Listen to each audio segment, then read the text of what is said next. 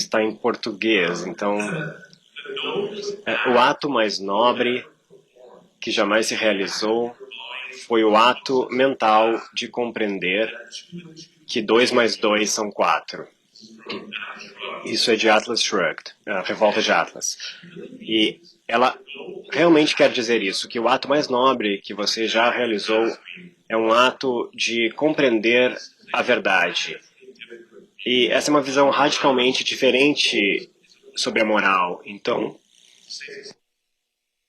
dizer que algo é nobre é uma afirmação moral. Ontem, acho que na palestra de Ben e de Yaron, a Madre Teresa surgiu. Eu coloquei a Madre Teresa e Isaac Newton. Ontem nós falamos que a Madre Teresa é vista universalmente como um exemplo. Ela é um exemplo de uma pessoa moral.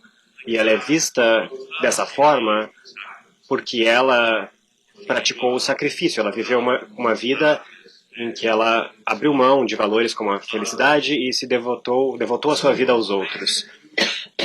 Isaac Newton não é isso. Ele é um tipo de pessoa muito diferente e existiu uma cultura em que ele era visto como um herói. Eu mencionei ontem, quando vocês pensam sobre individualismo versus coletivismo e esses conjuntos de ideias, a perspectiva individualista ganha ascendência no período do iluminismo.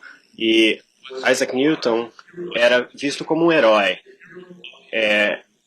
Seria certo dizer que ele é o herói do iluminismo, ele é admirado universalmente.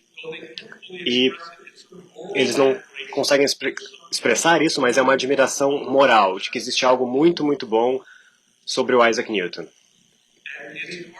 E é difícil, hoje em dia, pensar em uma cultura em que não é a Madre Teresa que todos dizem, dê-me um exemplo de uma pessoa moral, de um herói.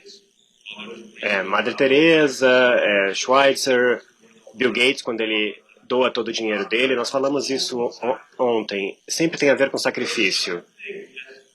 Mas existem diferentes visões de bem e mal, e certo e errado, visões radicais. E se você pensar nos pensadores do iluminismo, eles têm uma visão muito diferente sobre moralidade. Então, esse tipo de pergunta que sempre recebemos, nós damos muitas palestras e sempre recebemos essa pergunta. E geralmente é a primeira pergunta. E quanto aos pobres?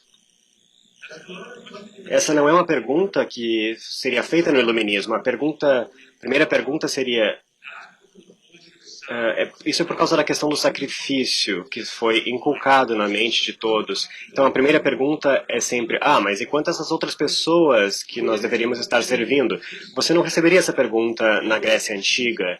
E existe uma discordância sobre o que era o certo e errado na Grécia Antiga. Platão e Aristóteles debatiam sobre isso, mas ninguém perguntava, vocês não falaram nada sobre os pobres. Então, existem visões muito diferentes sobre o bem e o mal, e Ayn Rand tem uma visão muito diferente sobre isso. E os heróis dela se parecem com Isaac Newton e não com a Madre Teresa. E em termos do iluminismo, esse é o cientista que era visto universalmente como que estava expandindo o conhecimento humano de uma forma que nunca tinha sido feita antes. É o nascimento do período moderno, com Isaac Newton, porque nós ultrapassamos o que o mundo antigo tinha feito. E se você ler a Revolta de Atlas, os heróis do romance são pessoas como Isaac Newton, são pensadores, são criadores, são produtores. E é visto como essa é a forma de se viver uma vida moral, e a essência da escolha que você tem entre o que é bom e o que é mal. A visão de Ayn Rand sobre o livre-arbítrio, da escolha básica que você tem, está ligada com essa questão, e é por isso que eu estou trazendo isso aqui. Se você fala sobre bem ou mal, deveria ser uma questão entre o que você pode escolher, selecionar. Você determina, você vai seguir a estrada correta ou a estrada errada, a boa ou a má, e ela acha que você tem a capacidade para isso, e o que você deve fazer é emular o Isaac Newton e esse tipo de pessoa, os pensadores, os criadores, os produtores. Você deve emulá-los e você tem a capacidade para isso. E é disso que eu quero falar. Eu quero falar sobre a visão dela, sobre o livre-arbítrio, a partir dessa perspectiva. Então,